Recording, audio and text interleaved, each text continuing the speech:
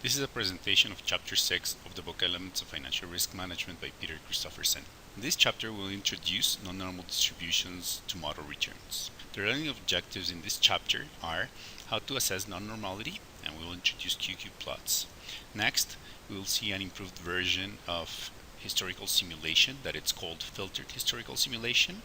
Then we'll work with probability distributions that account for skewness and or fat tails, and those are going to be Cornish-Fisher, standardized T and asymmetric T distributions, and the extreme value theory. For all these methodologies, we will define value at risk and expected shortfall. A QQ plot is a graph that has the normal quantile on the x-axis and the return quantile on the y-axis. In this graph, we have the QQ plot of the S&P 500 returns. Any deviation from the red line, which is the 45-degree line, indicates the existence of fat tails. So here on the left tail, you see that there's a fat tail. On the right, there's also a fat tail. In this graph, we present the standardized returns that we standardize by a GARCH model, and they also exhibit fat tails. On the left tail, you observe a fat tail. To construct the QQ plot, one must follow 4 steps. The first step is to standardize the returns. So we have a GARCH model to standardize the return, and it's ZI, the one we're going to build a QQ plot for. Next, we are going to compute the empirical probabilities.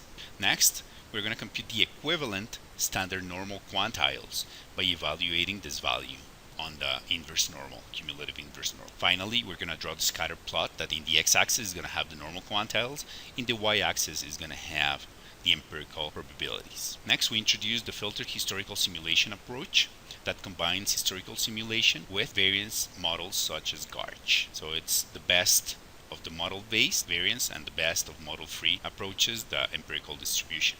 The very first thing we do is to standardize the return.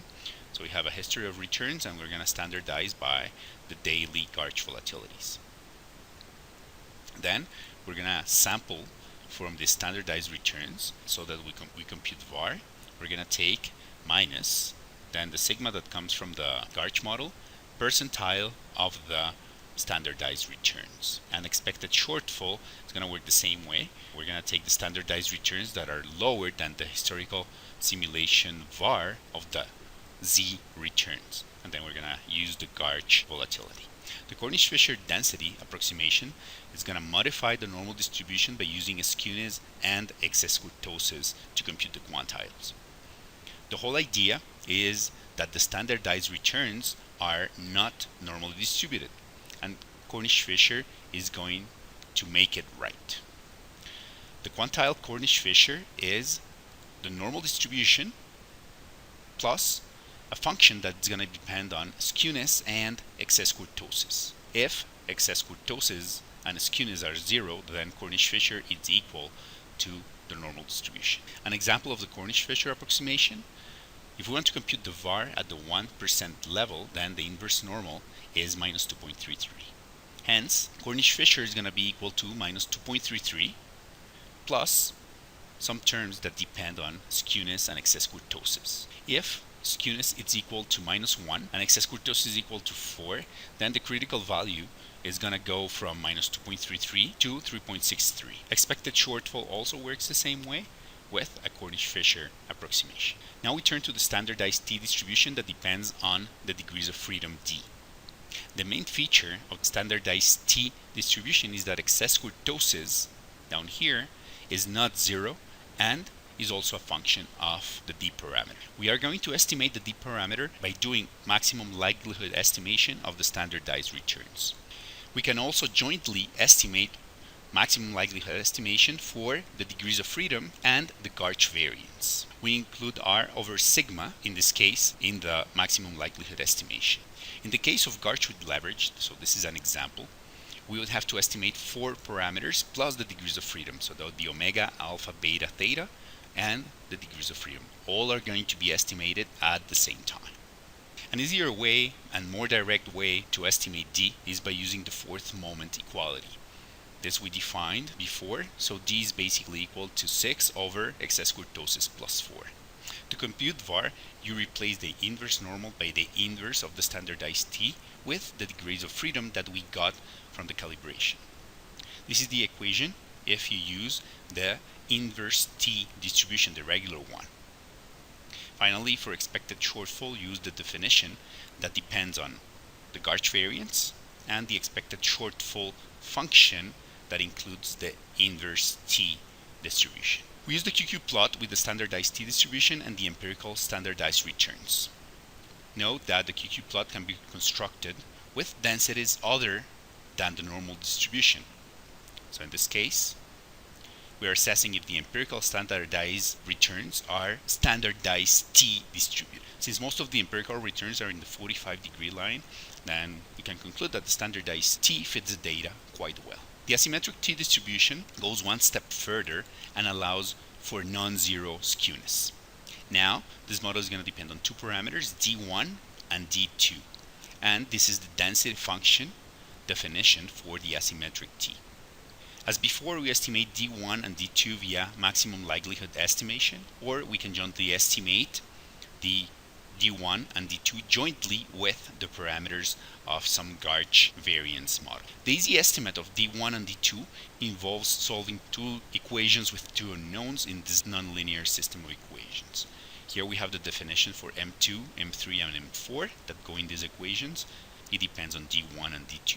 It's highly nonlinear, so you must use solver to solve for d1 and d2 once you have skewness and excess kurtosis. These are the definitions for var and expected shortfall for the asymmetric t distribution. So you just replace for the asymmetric t given some parameters d1 and d2.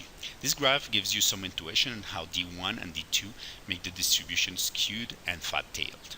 Observe the blue density function. The negative skewness is captured by a negative d2. So this is what we expect to get from finding the distribution of S&P 500 returns. This is the QQ plot of the asymmetric t distributions, standardized by GARCH volatility. As you can see, they lie on the 45-degree line, so we have an even better fit.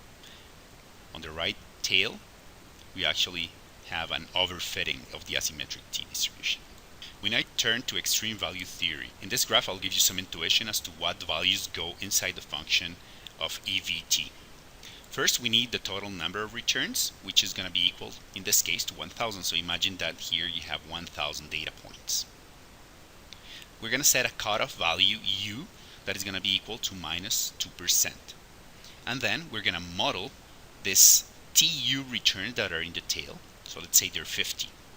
And we're going to denote this returns by yi, where I goes from 1 to 50. So yi are all these returns. This is the more formal definition of the extreme value theory. It depends on the generalized Pareto distribution, and this is the cumulative distribution function that we're going to be looking at, where fy, y is the return, is a function of c, of y of course, and this psi, which is the tail parameter. To estimate the tail index parameter, we use maximum likelihood estimation for the yi returns that exceed u.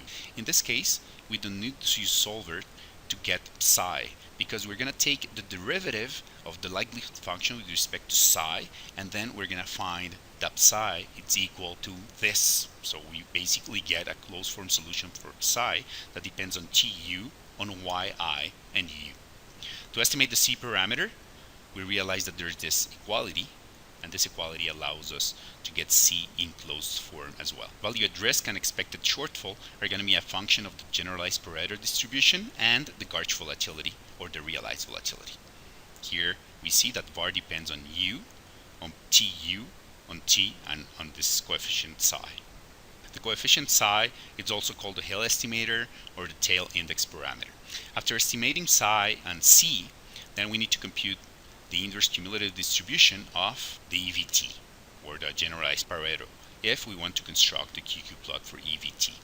Just as before, we're going to have the QQ plot, and here, since we only are modeling the tail, then we only have the empirical quantiles for the tail. We conclude that EVT is a good model for the left tail of the distribution, since most of the values lie in the 45-degree line. In this chapter, we introduced QQ plots to visually assess non-normality. We modified historical simulation to create the filtered historical simulation that combines historical simulation for the standardized returns with a model for the volatility, such as GARCH or realized variance.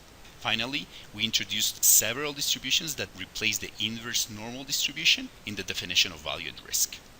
Those distributions are the Cornish-Fisher, standardized T, asymmetric T, and extreme value theory. This concludes Chapter 6. Thanks for watching.